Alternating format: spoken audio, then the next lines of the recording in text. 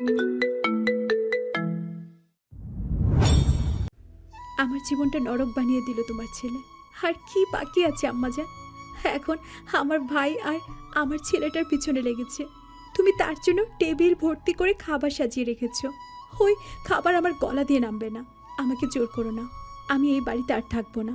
আমি আমার ছেলেকে নিয়ে চলে যাবো এখান থেকে। আসমানি নওয়ান ঢোক গিলে বলে। আকাশ নাকি তোকে সত্য দিয়েছে? ওগুলো ভদ্রমহিলা সন্ধ্যার দিকে চেয়ে থেমে যায়। সন্ধ্যার চোখ মুখের অসহায়ত্ব তার কথা থামিয়ে দিয়েছে। সন্ধ্যা কতক্ষণ অবাক হয়ে দেখলো আসমানি নওয়ানকে, এরপর বিদ্রুপ হেসে বলল, তুমিও তোমার ছেলের মতো চাইছো আমি তার শর্তগুলো মেনে নিই? কেন চাইছো? আবার তোমার ছেলের বউ বানাতে চাও?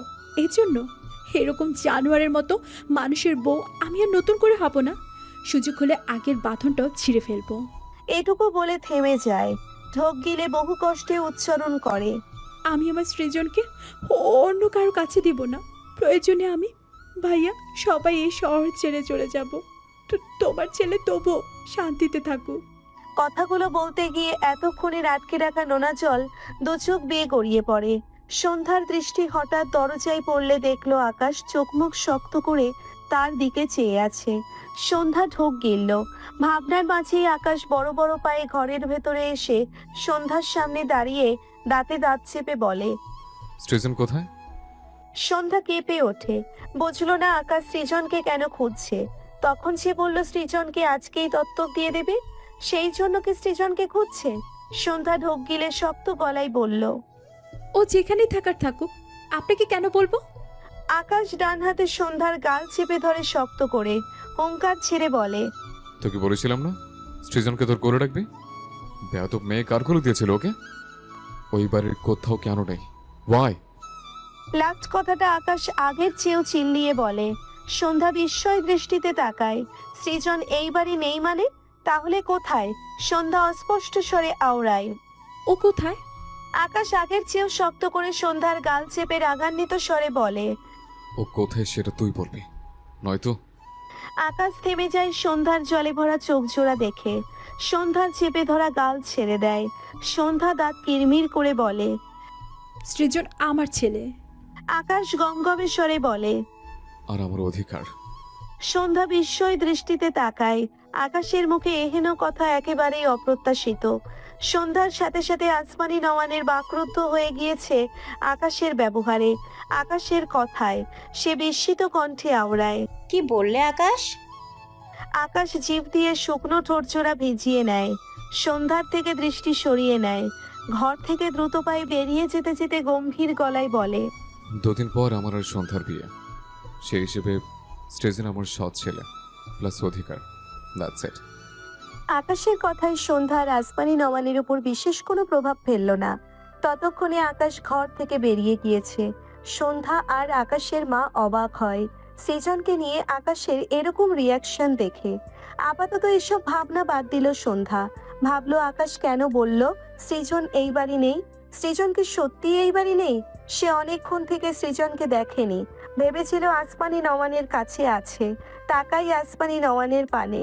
দ্রুত এগিয়ে এসে আসমানি নওয়ানের সামনে দাঁড়িয়ে বিচলিত কণ্ঠে বলে, আম্মা, আমার সৃজন কোথায়? ও তোমার কাছে ছিল না?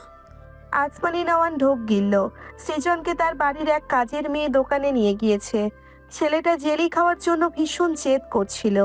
আসমানি নওয়ান না পেরে তার বাড়ির এক কাজের মেয়েকে গিয়ে বাইরে পাঠিয়েছে। কিন্তু আকাশের অমন রিয়াকশন দেখে তার এখন মনে হচ্ছে সৃজনকে অন্য কারোর সাথে বাইরে পাঠানো একদম উচিত হয়নি। আসমানি নওয়ানকে চুপ দেখে সন্ধ্যার চোখে মুখে ভীতি জড়ো হয়। ভদ্র মহিলাকে ঝাঁকিয়ে ভীত গলায় বলে, আম্মা প্লিজ বলো, আমার সৃজন কোথায়?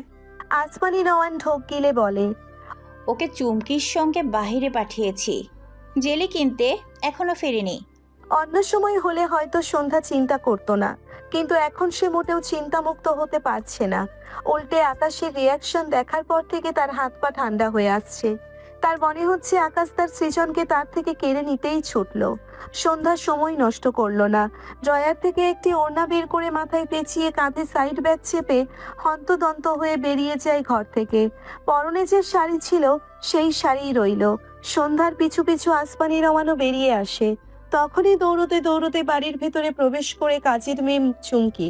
চুমকিকে দেখে সন্ধ্যা এগিয়ে এসে বিচলিত কণ্ঠে জিজ্ঞেস করে, আমার সৃজন কোথায় চুমকি? তুমি নাকি ওকে নিয়ে গিয়েছিলে, কোথায় ও বলো? চুমকি হাঁপানো কণ্ঠে বলে, আপা আমারে মাপ কইরা দেন, এক লোক সিজন রে আমার থাইকা জোর কইরা নিয়া গেছে। সন্ধ্যার চোখে মুখে ভীতি। আসমানি নওয়ান এগিয়ে এসে ধমক দিয়ে বলে, জোর করে নিয়ে গেছে মানে? তুই আমার নাতিকে আরেকজনকে দিয়ে দিলি কেন? চুমকি ভয়ে প্রায় কেঁদে দেয়, বলে, খালাম্মা বিশ্বাস করেন, আমি দিতে চাই নাই, লোকটা আমার থাইকা জোর কইরা নিয়া গেল, আমারে ক্ষমা কইরা দেন। সন্ধ্যার চোখের কোণ ভিজে উঠল। সে জিজ্ঞেস করতে চাইল লোকটি আকাশ ছিল কিনা, কিন্তু চুমকি আকাশকে সেভাবে চেনে না, তাই সঠিক বলতে পারবে না। এই জন্য সন্ধ্যা আর কিছু বলল না। তাছাড়া আকাশ যেভাবে গেল মনে হলো সে সৃজনকে নিতেই বেরিয়ে গেল। অর্থাৎ সন্ধ্যার ধারণা সকালে আকাশের বলা কথা অনুযায়ী আকাশ সৃজনকে দত্তক দিতে নিয়ে যাচ্ছে। সন্ধ্যার গলা ফাটিয়ে ইচ্ছে করলো, কিন্তু সে বুকে পাথর চেপে অসহায়ত্বে ঘেরা এক মন নিয়ে ছুটল ছেলের খোঁজে। চোখের কোণ ঘেঁষে দুফোঁটা জল গড়ালো। শরীর চলছে না, কিন্তু তার দমলে কি করে হবে? ছেলের বাবার থেকে যে ছেলেকে বাঁচাতে হবে। পৃথিবীতে সেই হয়তো প্রথম ব্যক্তি যার স্বামী নিজের ছেলেকে অন্যের কাছে দত্তক দিতে এত মরিয়া হয়ে উঠেছে। সন্ধ্যা বাড়ি থেকে বেরিয়ে গ্যারেজে আসে। তার স্কুটি স্টার্ট দিতে গেলে দেখলো স্কুটিতে চার্জ নেই। সন্ধ্যার অসহায়ত্ব বাড়ল। কাজের সময় কিছুই পাওয়া যায় না। সন্ধ্যা বসে থাকলো না।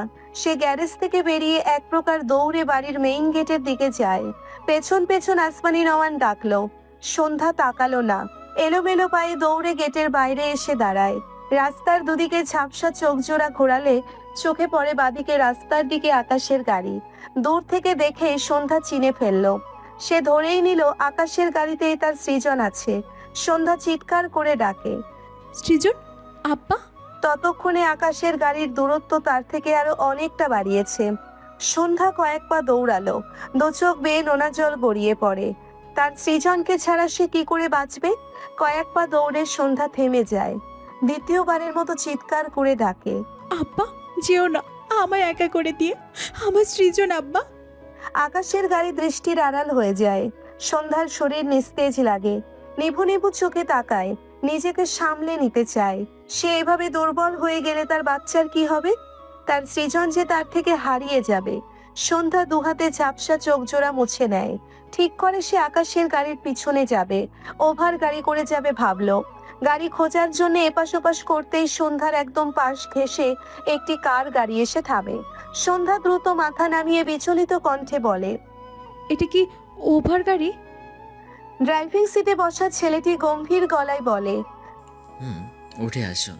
সন্ধ্যা সময় নষ্ট না করে গাড়ির দরজা খুলে ড্রাইভিং সিটের পাশের সিটে বসে পড়ে।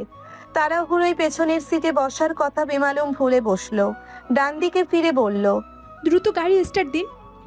ততক্ষণে লোকটি গাড়ি স্টার্ট দিয়ে দিয়েছে। গাড়ির স্পিড হাই। 2 মিনিটের মাথায় সন্ধ্যার চোখে পড়ে আকাশের গাড়ি। সন্ধ্যা ডান হাতের আঙ্গুল দ্বারা ইশারা করে বিচলিত কণ্ঠে বলে, ওই গাড়িটা ফলো করুন, ওই যে সামনের ওই গাড়িটা। সন্ধ্যার পাশে বসা ছেলেটির ঠোঁটের কোণে বাঁকা হাসি ফুটে ওঠে।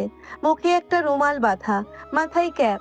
সাদা চোখের মণি দুটো আকাশের গাড়িতে নিবদ্ধ।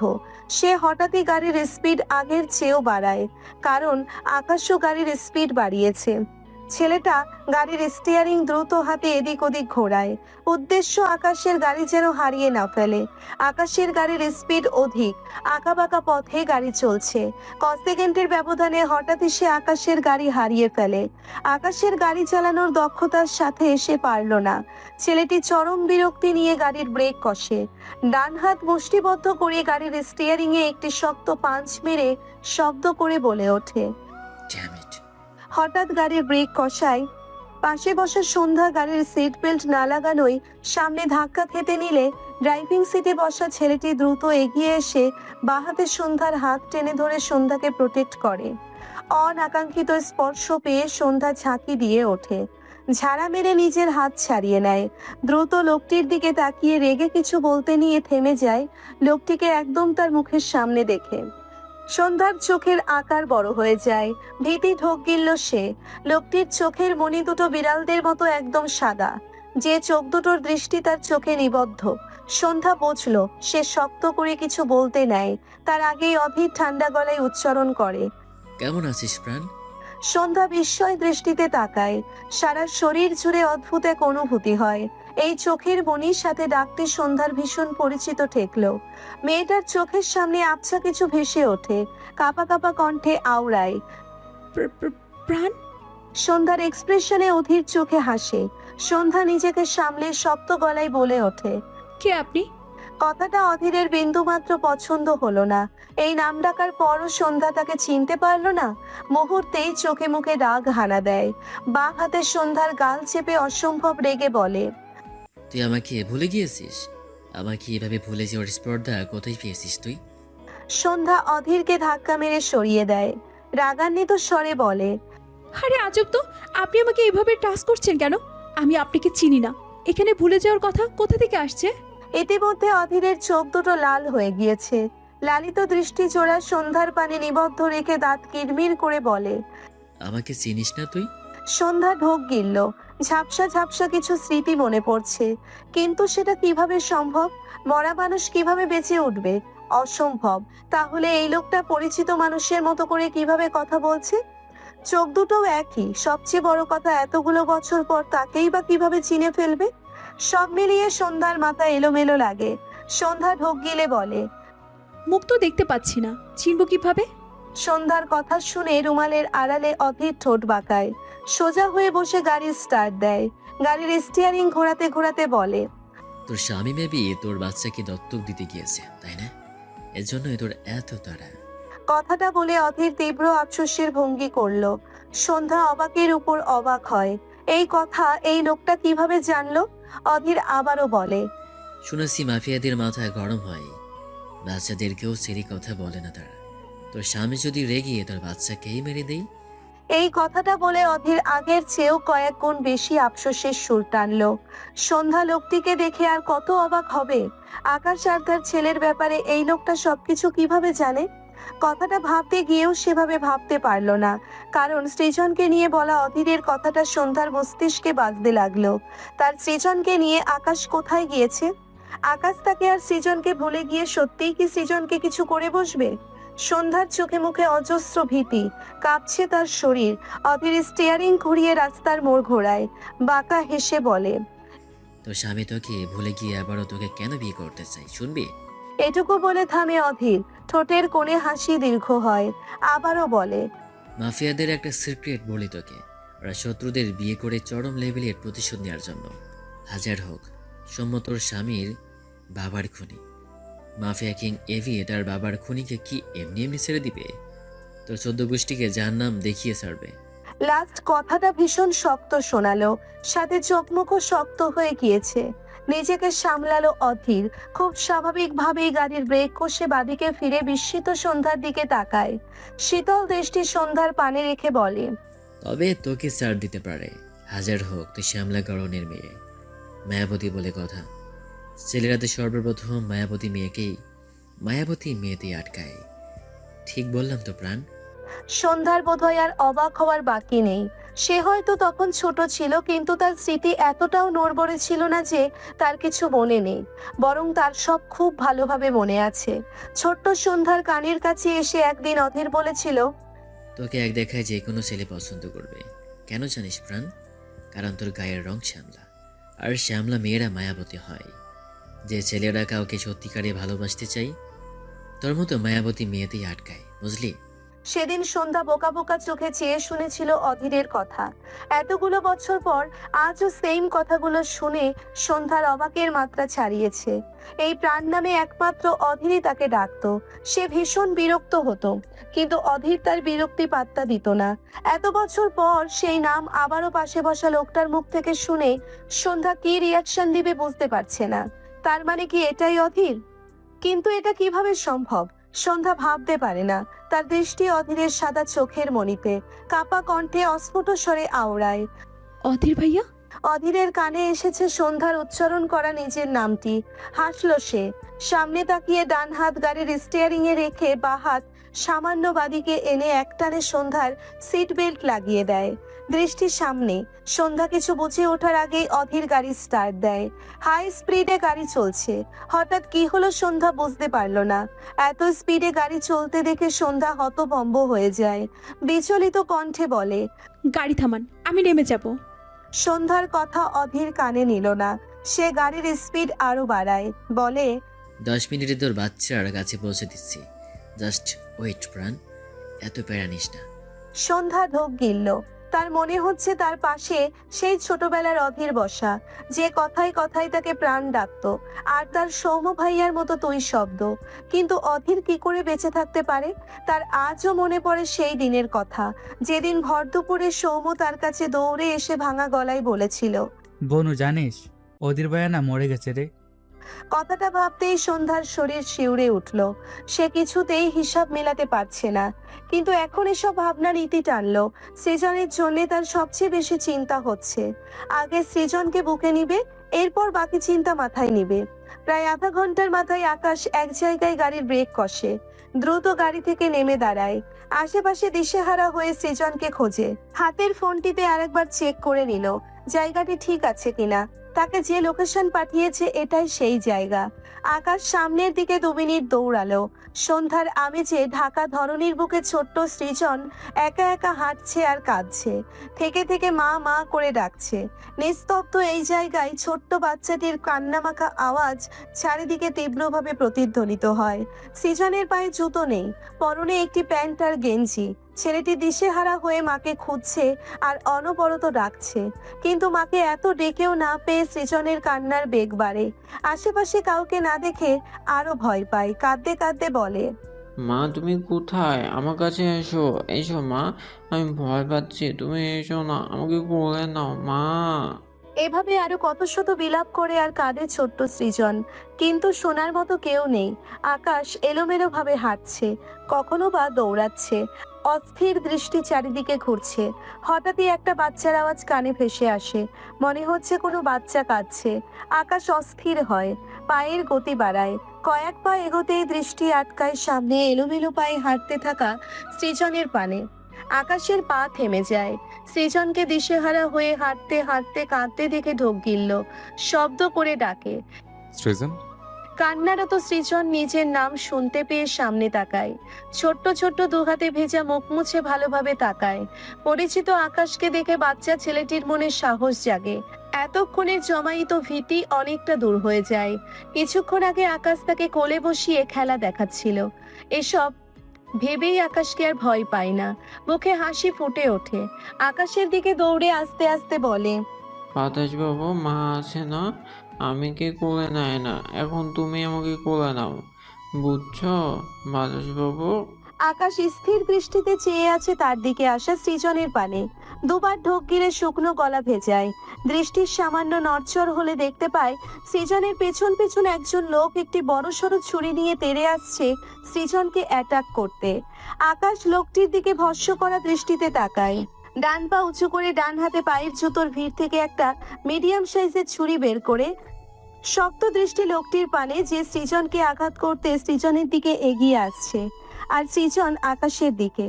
আকাশ পা থেকে বের করা ছুরিটি ডান হাতের মুঠোয় শক্ত করে চেপে ধরে হঠাৎই এক দৌড় দেয় সৃজনের দিকে। 2 সেকেন্ডের মাথায় আকাশ সৃজনের পিছে ধেয়ে আসা লোকটির বুক বরাবর জোরে সোরে একটা লাথি বসায়। আকস্মিক শক্ত লাথিতে লোকটি নিজেকে সামলে নিতে পারে না, একবারে উল্টে চিৎ পটাং হয়ে যায়। আকাশ সাথে সাথে সৃজনের সামনে হাঁটু গেড়ে বসে বাঁ হাতে সৃজনকে কোলে তুলে নেয়। সৃজনের মাথা তার কাঁধে চেপে ধরে। এরপর 1 সেকেন্ডও সময় নষ্ট না করে ডান হাতের ধারালো ছুরিটি মাটিতে পড়ে থাকা লোকটির গলার মাঝ বরাবর একদম গেঁথে দেয়। লোকটি ভয়ানক স্বরে আর্তনাদ করে ওঠে। হঠাৎ এমন বিদঘুটে আওয়াজে আকাশের কোলে থাকা সৃজন ভয়ে কেঁপে ওঠে। এতক্ষণের জমানো ভয় সাথে এখনকার ভয় দুটো মিলিয়ে সে শক্ত করে আকাশের আঁকড়ে ধরে। ফুপিয়ে উঠে আদো আদো স্বরে বলে, আমি খুব ভয় পাই, এই জায়গায় একটু ভালো না, বাতাস বাবু তুমি আমাকে মার কাছে নিয়ে চলো। আকাশের জ্বলন্ত দৃষ্টি সোনালী চোখের মণি দুটোই যেন আগুন জ্বলছে। যে ভয়ানক দৃষ্টি মাটিতে পড়ে থাকা গলা কাটা মুরগির ন্যায় লোকটির পানে ছিল। সৃজনের ফোপানোস্বরে কথাগুলো শুনে আকাশের ধ্যান ভাঙে। গুম গুম পায়ের শব্দে আকাশ মাথা তুলে সামনে তাকালে দেখতে পায় একদল লোক তাদের দিকে ছুটে আসছে। আকাশ তীক্ষ্ণ দৃষ্টিতে লোকগুলোকে দেখে। মাটিতে পড়ে থাকা লোকটির গলায় গাঁথা ছুরিটি এক টানে তুলে সামনে একজন লোকের গলা বরাবর ছুরি ছুঁড়ে মারে। আকাশের ছুঁড়ে দেওয়া নিশানা অনুযায়ী ছুরিটি লোকটির একদম গলা বরাবর গেঁথে গিয়েছে। লোকটির পা থেমে যায়, ঢলে পড়ে মাটিতে। বাকি লোকগুলো তাদের সঙ্গীর এহেন পরিণতিতে ভয় পেলেও থামলো না, আর না তো এগিয়ে গিয়ে লোকটিকে ধরলো। তাদের একমাত্র লক্ষ্য বোধহয় সৃজন হবে, নাই বা কেন। সৃজনকে হাতে না পেলে তাদের বস তাদের জীবন কি আস্ত রাখবে? ভয়াবহ অবস্থা হবে, থেমে থাকলে তো চলবে না। এদিকে আকাশ কোর্টের পেছন থেকে পিস্তল বের করে লোকগুলোর দিকে তাক করতে নেয়। তার আগেই লোকগুলো আকাশ আর সৃজনের দিকে গুলি ছোড়ে। আকাশ বাহাতে সৃজনকে বুকে চেপে নিচু হয়ে এপাশ থেকে ওপাশে একবার গড়িয়ে আবারও হাঁটু মুড়ে বসে, জ্বলন্ত দৃষ্টি লোকগুলোর দিকে। ডান হাতের পিস্তল থেকে অনবরত গুলি ছোড়ে লোকগুলোর দিকে, কিন্তু আকাশ সৃজনকে নিয়ে বেশি সুবিধা করতে পারল না। সে সৃজনকে নিয়ে দ্রুত উঠে দাঁড়ায়, উল্টো পথে দৌড় লাগায়, যেন সে পালিয়ে যাচ্ছে। কাজটিতে আকাশ প্রচণ্ড বিরক্ত হয়। এই চুনোপুটি লোকদের থেকে সে পালাচ্ছে, ব্যাপারটি আকাশ নিতে পারল না। ফলস্বরূপ আকাশের কপালে বিরক্তির ভাঁজ ফুটে ওঠে। তবে আপাতত সৃজনকে নিয়ে এদের হাত থেকে বাঁচতে পালানো বা ওদের থেকে চোখে ধুলো দেওয়া ছাড়া আর কোনো উপায় নেই। এদিকে এত এত বিকট ভয়ানক আওয়াজে সৃজন ভয়ে প্রায় কাঁপছে। দুহাতে আকাশের গলা শক্ত করে জড়িয়ে রেখে ভীত কণ্ঠে বলে, বাতাসবাবু, আমাকে ছুঁড়ে ফেলবা না, আমার ভয় পায়। আকাশ বাহাতে সৃজনকে শক্ত করে ধরে রেখে ফাঁকা রাস্তায় দৌড়াচ্ছে। পেছন থেকে অনবরত গুলি ধেয়ে আছে। আকাশের ডান হাতে পিস্তল, সেই হাতটি কম্পনরত সৃজনের পিঠে শক্ত করে রেখে হাঁপানো কণ্ঠে ছোট করে বলে, ফেলবো না। আকাশের কথায় ছোট্ট সৃজন সাহস পায়। ঠিক যেমন মা তাকে বুড়ো আঙ্গুল দেখালে সাহস পায়, সৃজন আকাশের গলা আরো শক্ত করে জড়িয়ে ধরে উৎফুল্ল কণ্ঠে বলে, মা এত ভালো, বাতাসবাবু একটু ভালো। সৃজনের কথায় আকাশের মাঝে তেমন কোনো প্রভাব ফেললো বলে মনে হলো না। আকাশ একটি ফাঁকা জায়গায় এসে থেমে যায়, কোন দিকে যাবে সেটাই ভাবছে। আশেপাশে দৃষ্টি বুলিয়ে বোঝার চেষ্টা করে কোন দিকে যাওয়া উচিত। সন্ধ্যার আমেজ চলে যাওয়ায় চারপাশে অন্ধকার হয়ে আছে। লোকগুলোর পায়ের আওয়াজ গাঢ়ভাবে শুনতে পায় আকাশ। খেয়াল করে সে যেখানে দাঁড়িয়ে আছে তার সামনে ফাঁকা, অর্থাৎ নিচে আরেকটি রাস্তা, যেখান দিয়ে অনবরত গাড়ি চলাচল করছে। মিটিমিটি আলোয় আকাশের দৃষ্টি আটকায় একটি বালির ট্র্যাকের উপর। ট্র্যাকটি ব্রিজের নিচ থেকে বেরিয়ে আকাশদের পাশ বরাবর নিচ দিয়ে যাচ্ছে। আকাশ সময় নষ্ট না করে ডান হাত বাড়িয়ে ব্যস্ত হাতে কোর্টের বোতামগুলো খুলে ফেলে। এরপর কোর্টের মাঝে সৃজনকে পেঁচিয়ে নিয়ে সাথে সাথে শূন্যে ঝাঁপ দেয়। সৃজন ভয় পেয়ে চেঁচিয়ে ওঠে। তীব্র বাতাস চোখ মেলতে পারে না, ভীত কণ্ঠে আওড়ায়, বাতাসবাবু শুধু আমাকে বাতাস খাওয়ায়। বাঁ হাতে আধশোয়া সৃজনের দিকে আধ চোখে চেয়ে আকাশ বিড়বিড় করে। ইডিয়েট। তখনই আকাশ ধপ করে এসে পড়ে ট্র্যাকে রাখা বালির স্তূপের উপর। আকাশ যেটুকু পেরেছে তার দিক ফেরানোর চেষ্টা করেছে। ফলস্বরূপ আকাশের পিঠ ঠেকেছে বালির উপর, অর্থাৎ সে পুরো চিৎপটাং হয়ে শুয়ে পড়েছে। আর সৃজন তার কোর্টের মাঝে বুকে ঘাপটি মেরে আছে। সে এবার ভয় পেয়ে কেঁদে দিয়ে বলে, বাতাসবাবু, আমি পড়ে গেলাম, আমাকে ধরো রে, তাড়াতাড়ি ধরো। আকাশ সৃজনকে ধরে রেখেই দ্রুত শোয়া থেকে উঠে হাঁটু মুড়ে বসে। বাঁ হাতে ধরে রাখা সৃজনকে আরেকটু উপর দিকে উঠিয়ে মৃদু স্বরে বলে, ধরেছি। সৃজনের কান্নার বেগ কমেছে, তবে থামেনি। সে কান্না মাখা গলায় ডাকতে থাকে, মা মা মা, কোথায় তুমি? আকাশ ট্র্যাকের উপর ডান হাতে হাতিয়ে হাতিয়ে পিস্তল খুঁজলো। অন্ধকার হওয়ায় না পেয়ে বিরক্ত হলো। হাত থেকে কোথায় ছিটকে গিয়েছে কে জানে। আকাশ এখানে সময় নষ্ট করলো না। সে দ্রুত উঠে দাঁড়িয়ে ডান পায়ে ট্র্যাকের মাথায় জোরে সোরে একটা লাথি বসায়, যার ফলে ট্র্যাকের পিছনে যে অংশটি থাকে সেটি আলগা হয়ে একেবারে খুলে যায়। সাথে সাথে চলন্ত ট্র্যাকের ব্রেক কষে ড্রাইভার। এত জোরে কিসের শব্দ হলো? সেটা দেখতে ভদ্রলোক ড্রাইভিং সিট থেকে নেমে ট্র্যাকের পিছনে এসে দাঁড়ায়।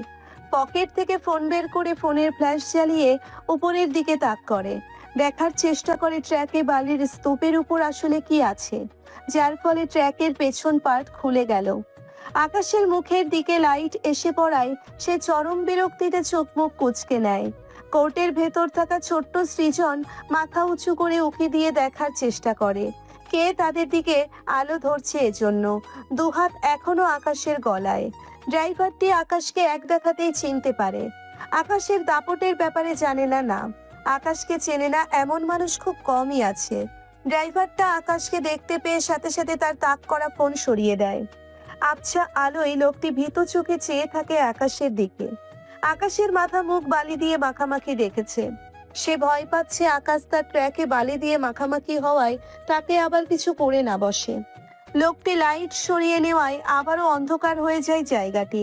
সৃজন কিছু দেখতে না পেয়ে কাঁদো কাঁদো স্বরে বলে, এত অন্ধকার কেন? আমি ভয় পাই তো।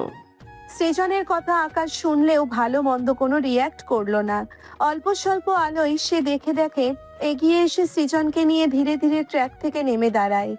ট্র্যাকের ড্রাইভার রীতিমতো ভয়ে কাঁপছে। তার মনে হচ্ছে আকাশ তাকে এক্ষুনি কিছু একটা করবে, হয়তো তাকে মেরে ফেলবে। কিন্তু তার ভাবনা সম্পূর্ণ ভুল প্রমাণ করে দিয়ে আকাশ তাকে পাশ করে ট্র্যাকের উল্টো পথে হাঁটতে লাগলো। এটা দেখে লোকটি স্বস্তি পায়। আকাশ পকেট থেকে ফোন বের করে ফোনের ফ্ল্যাশ লাইট জ্বালাতে গিয়েও জ্বালালো না, আবারও পকেটে রেখে দিল। আর চোখে সৃজনের দিকে একবার তাকালো, এরপর সোজা হয়ে চুপচাপ হাঁটতে লাগলো। অনেকক্ষণ থেকে চারপাশটা অন্ধকার দেখে সৃজন কাঁদো কাঁদো স্বরে বলে, খালি অন্ধকার, আর আর ভালো লাগে না। আকাশ গম্ভীর গলায় বলে। অন্ধকার ভয় পাও কেন? সৃজন উত্তরে বলে, অন্ধকারে ভূত থাকে, ভূত। এটা তোমাকে কে বলেছে? সৃজন একটু সময় নিয়ে কিছু একটা ভেবে বলে, বলুন বলেছে। আকাশের চোখে মুখে বিরক্তি এসে জড়ো হয়, বিড়বিড় করে। বেয়াদব অরুণ। আরো দুপা এগোতেই হঠাৎ গুলির আওয়াজে আকাশের কান সজাগ হয়। আরো কয়েক পা এগোলে রাস্তার আলোয় সবকিছু দৃশ্যমান হয়। চোখে পড়ে ডান দিক থেকে সেই লোকগুলো তার দিকে দৌড়ে আসছে। সুযোগ বুঝে কয়েকটা গুলি ইতিমধ্যে ছুঁড়েছে। আকাশ সৃজনকে নিয়ে বাদিকের রাস্তায় দৌড়য়। চোখ মুখ শক্ত হয়ে গিয়েছে। বাঁ হাতে সৃজনকে শক্ত করে ধরে রেখে ডান হাত মুষ্টিবদ্ধ করে নেয়। রাগের শরীর কাঁপছে। এদের সবকটাকে সে যে ঠিক কি করবে সে নিজেও জানে না। এদিকে এতক্ষণে সৃজনের যেটুকু ভয় দূর হয়েছিল তা আবারও জেগে ওঠে। ছোট্ট বাচ্চাটি বুঝতে পারে না আকাশ একটু পর পর এভাবে দৌড়াচ্ছেই বা কেন। আবার কোথা থেকে যেন বিকট আওয়াজ ভেসে আসছে, এজন্য সে বেশি ভয় পাচ্ছে। ফাঁকা রাস্তায় মাঝে মাঝে দু একটা গাড়ি চলাচল করছে। আকাশ কয়েকটা গাড়ি পাশ করে হঠাৎ থেমে যায় সামনে নিয়াজকে দেখে। নিয়াজ তার গাড়ি থেকে বেরোতে নিচ্ছিল। সামনে আকাশ আর সৃজনকে দেখে এসে অবাক হয়। বেশি অবাক হয় বাদিক থেকে বেশ কয়েকজন লোককে এদিকে আসতে দেখে। মনে হচ্ছে আকাশকে আক্রমণ করতে চাইছে, আর আকাশ পালাতে চাইছে। সে বাঁখাড়া হয়ে আকাশকে দেখে। আকাশ কিছু একটা ভেবে নিয়াজের উদ্দেশ্যে বলে, হ্যাঁ নিয়াজ, ক্যাছে। কথাটা বলে সাথে সাথে সৃজনকে নিয়াজের দিকে ছুড়ে দেয়। সৃজন ভয়ে কেঁদে দিয়ে বলে, বাতাসবাবু খুব খারাপ, খালি আমাকে চুয়ে ফেলে। পোষা বাতাসবাবু কোথাকার। নিয়াজ ততক্ষণে সৃজনকে তার সাথে সাপটে ধরেছে। তার নিজেরই বুক ধুকপুক করছে। দৃষ্টি আকাশের দিকে। মনে প্রশ্ন জাগে, এই আকাশটার মাঝে কি একটুও দয়া মায়া নেই?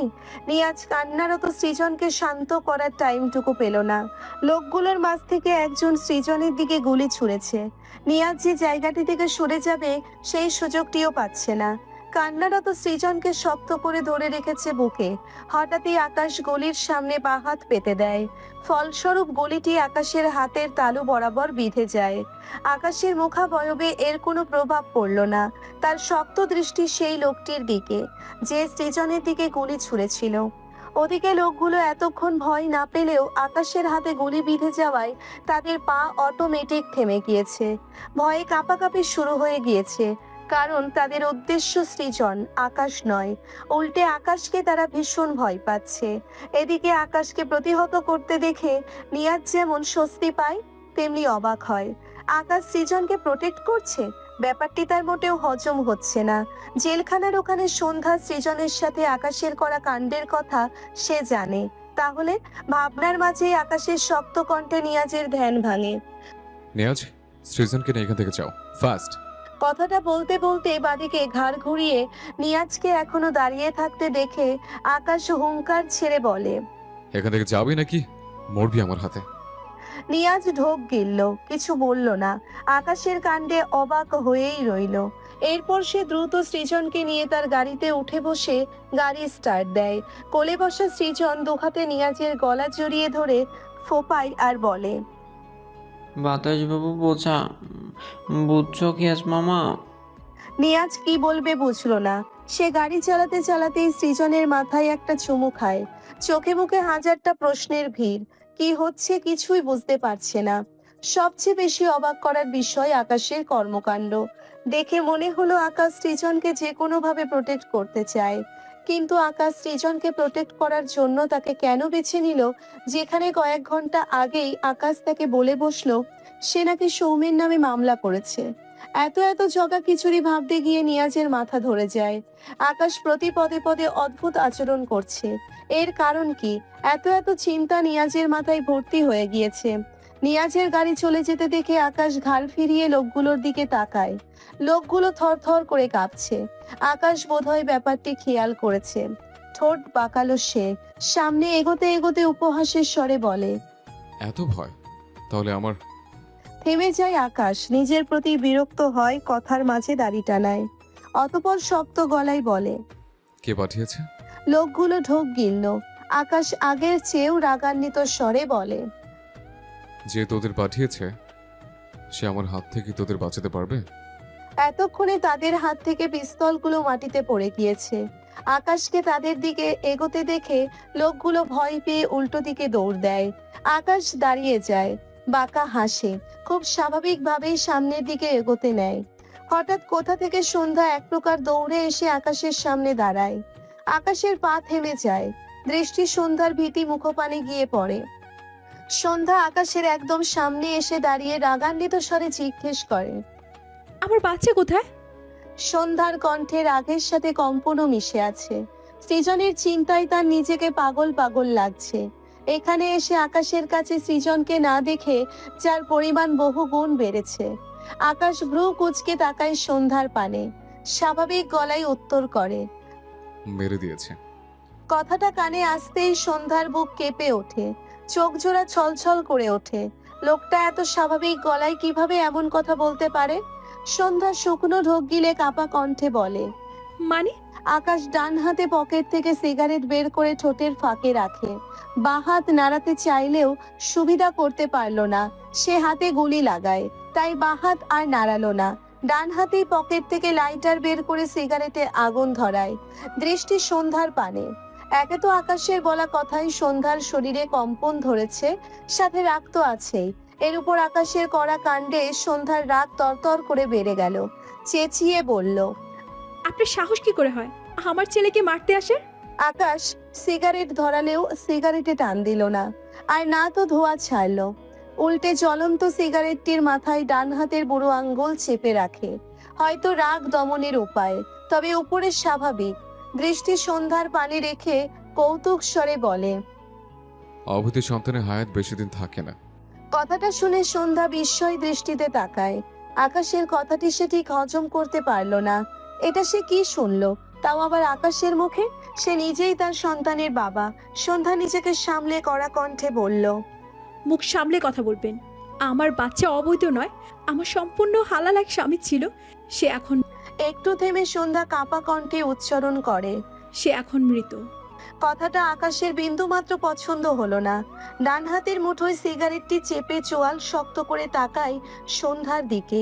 দাঁত কিরমির করে বলে, প্রমাণ? সন্ধ্যাও রেগে উত্তর করে, আপনাদের কৈফিয়ত দিতে বাধ্য নই। আকাশের দৃষ্টি একবার সন্ধ্যা তো একবার সন্ধ্যার পিছন থেকে কয়েক হাত দূরত্বে দাঁড়ানো একজন লোকের উপর ঘুরছিল। লোকটি মাত্র জায়গাটি প্রস্থান করতেই আকাশ ঝড়ের বেগে এগিয়ে এসে ডান হাতে সন্ধ্যার গাল চেপে হিসিয়ে বলে, বেয়াদব মেয়ে, তোর সাহস কি করে হয় পরপুরুষের সাথে এত দূর আসার? তোর কোন কালের স্বামী মৃত্যু এর হিসাব আমি আঁকে নেব। বেয়াদবের সাথে সাথে মিথ্যাচার এক্সপার্ট হয়ে গেছিস, তাই না? সন্ধ্যা দুহাতে আকাশকে ঠেলে সরাতে চাইলেও পারল না। বিরক্ত হলো বেশ, অতপর ভ্রু কুঁচকে বলে, আমার স্বামী জীবিত না মৃত এটা তো আপনার জানার কথা নয়।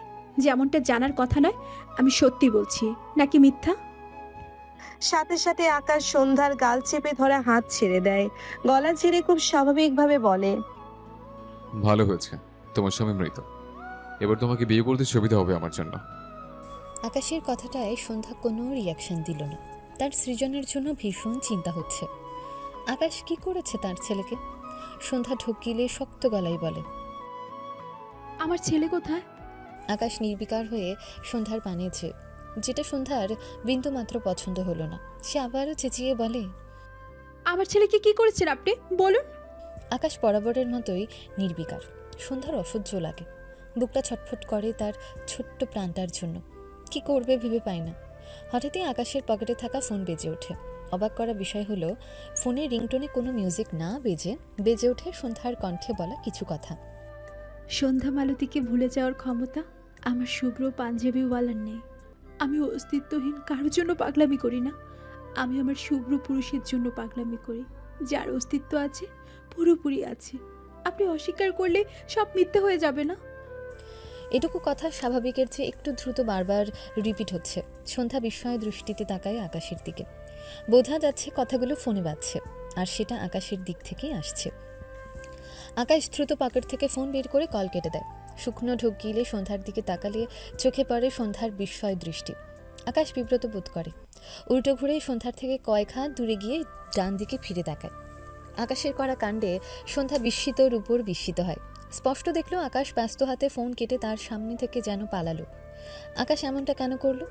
সন্ধ্যা বুঝতে পারে না। তার মনে আছে, আকাশ হারিয়ে যাওয়ার পর প্রথম আকাশকে খুঁজে পেয়ে সন্ধ্যা আকাশের জন্য এভাবে পাগলামি করে আরও অনেক কথা বলতো। সেগুলোর মাঝে কথাগুলো ছিল, কিন্তু তখন তো আকাশ তার সাথে খুব দুর্ব্যবহার করত। কিন্তু এখন সেই কথাগুলো আকাশের ফোনে রেকর্ড হয়ে অবস্থায় পাওয়া যাচ্ছে কি করে?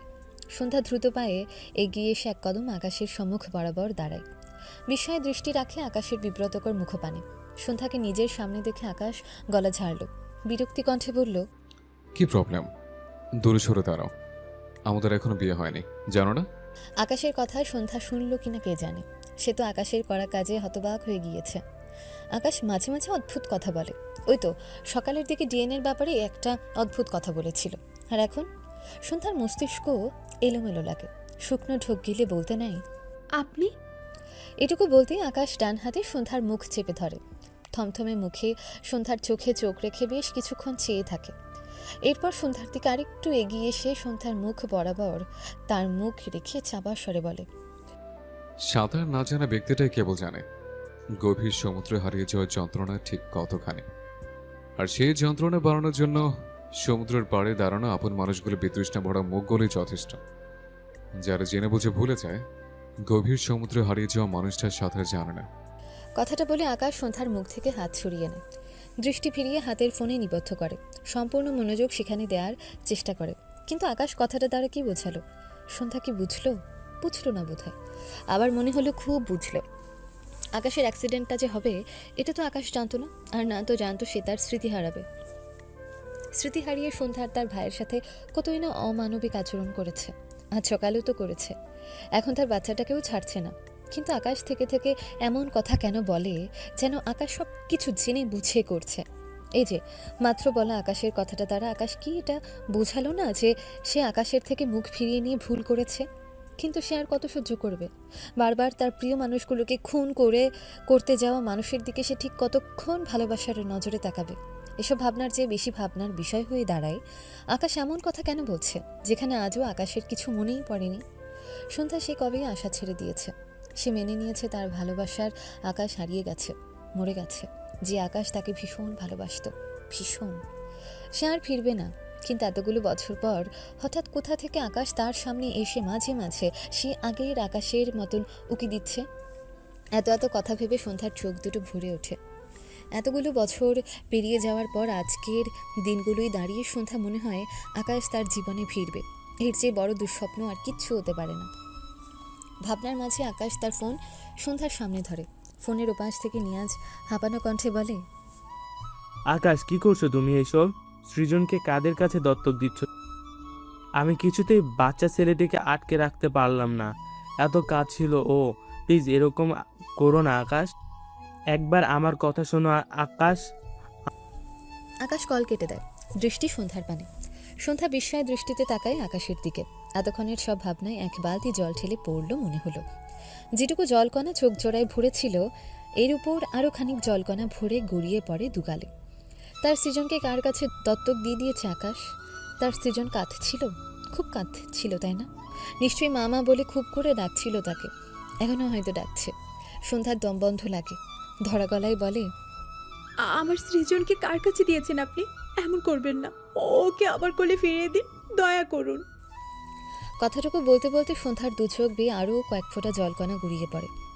আকাশ সন্ধ্যার দিকে নির্বিকার ভঙ্গিতে চেয়ে রয়। ফোঁস করে শ্বাস ফেলে বলে, শর্ত অনুযায়ী তোমার ভাই বাড়ি ফিরছে আর তোমার ছেলে দত্তক থাকছে। শর্তের বাইরে কিছু করি না আমি, তাই আমার কাছে অযথা রিকোয়েস্ট না করাই বেটার। ওকে? সন্ধ্যা মানল না। সে রাগ করতে চাইল, খুব রাগ দেখাতে ইচ্ছে করলো আকাশকে, খুব শক্ত কথা শোনাতে ইচ্ছে করলো, কিন্তু সে কেন যেন এসব পারল না। ওভাবে সে সৃজনকে পাবে না। কোথায় কার কাছে তার ছেলে আছে সে যে কিচ্ছু জানে না। সন্ধ্যা দুহাত একসাথে জমা করে অসহায় কণ্ঠে বলে, শুধু আমার বাচ্চাকে ঘিরে শর্তটি তুলে নিন প্লিজ। আমি আপনার সব কথা শুনবো। দয়া করে আমার সৃজনকে আমার থেকে কেড়ে নেবেন না প্লিজ। ওকে দিন আমাকে।